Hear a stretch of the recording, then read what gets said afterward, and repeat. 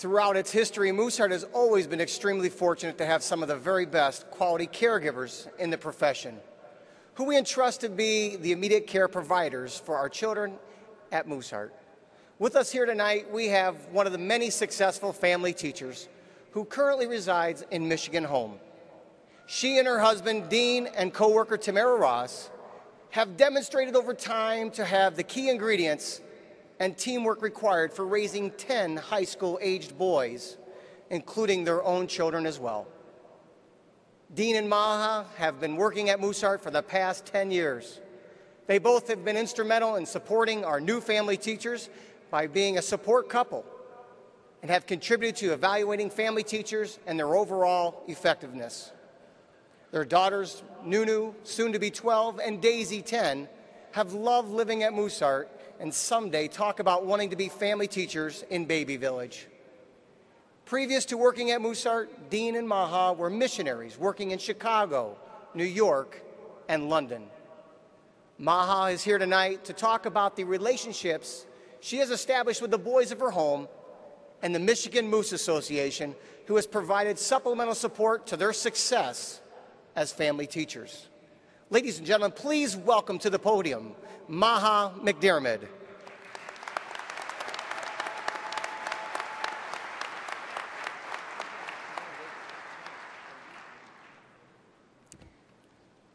Thank you.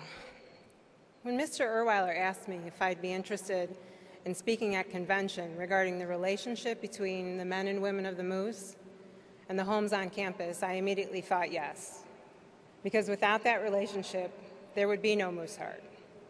So I am honored to be here today to talk to all of you about the tremendous impact you have on the Mooseheart campus, but even more so on each individual home, the children, and the family teachers that live there. Vernon McClellan, noted author, once said, "When it comes to giving, some people stop at nothing." And if that doesn't describe this group, I don't know what does. When my husband and I, with our two little girls, were hired to be family teachers in the Michigan home, I remember thinking to just expect the unexpected. I knew that this was not going to be any ordinary job. You work where you live, and you live where you work and you live with the people that you work and you live with. There were 16 people in the house, and 13 of them were children. Clearly, we were outnumbered. So yes, my mindset was to just expect the unexpected. Of course, I did anticipate a few things, like forming a bond with the kids in our home and becoming a part of the Mooseheart community, and just knowing that this was more than a job. It would become a lifestyle. What I did not expect was the connection that formed between the men and women of the Moose and all of us that lived in the home, and how it resonates even through the day-to-day operations in our home. I've worked for nonprofit organizations for most of my adult life, but I could tell that there was something different about Mooseheart. I remember in the first few years we worked for Mooseheart, one of our guys was graduating, and the Michigan Moose Association got word that he was interested in auto mechanics. So being the generous people that they are, they asked us to make a special presentation at the home after graduation for our graduate. At the time, I didn't know who Dave Coffey was, nor did I know what it meant that he was the regional manager for the Michigan Moose Association. All I knew was that there were people coming to the house, so we needed food. Dean, my husband, Tamara, our dear friend and coworker, and I put out a spread as best as we could, and immediately following the graduation, the entire Michigan Moose Association was in our dining room, or so it seemed. Now, they had mentioned that they had a toolbox for him. I don't know about you, but where I'm from, a toolbox is something you hand somebody, like with a handle, not something you have to roll into the kitchen. And it was a Craftsman tool chest at that. I learned a very important lesson that day. The men and women of the Moose don't do anything halfway. Go big or go home, all the way, every time. And that was just the beginning. We got to know the Moose members of Michigan that day, and they got to know us. They have brought us up to Michigan as a home almost every summer that I have worked here, and even our graduates have been invited to come along as well. At least twice a year, the Michigan Moose Association has us drop a wish list and makes a presentation at graduation and on Founders Weekend. It's gotten to the point now where we have more than we could even ask for. But more than the gifts, we cherish the time we get to spend with them when everyone comes to the home and we catch up on what's been happening in their lives and tell them about what's been going on in our lives. It's really not a cliche. It's like we're visiting with family. And what's even more amazing is that what goes on in the Michigan home is going on all over the campus. And what happens in the state of Michigan is happening in every other city, state, and country where the men and women of the Moose reside.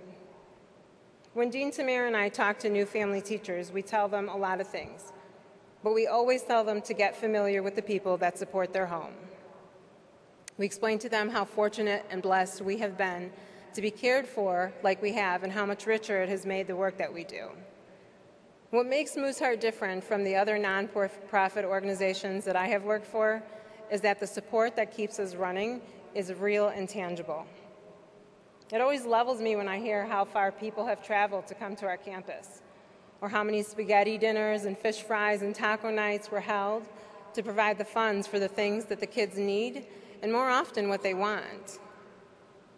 Now, my mother raised me to put my best foot forward whenever we had guests over to our house, and we teach our youth the same thing. But we don't just do it because it's good manners. We do it because when you make it to the campus and into our homes, you are our honored guests, and it's an event every time we have the privilege to have Moose members come to the home.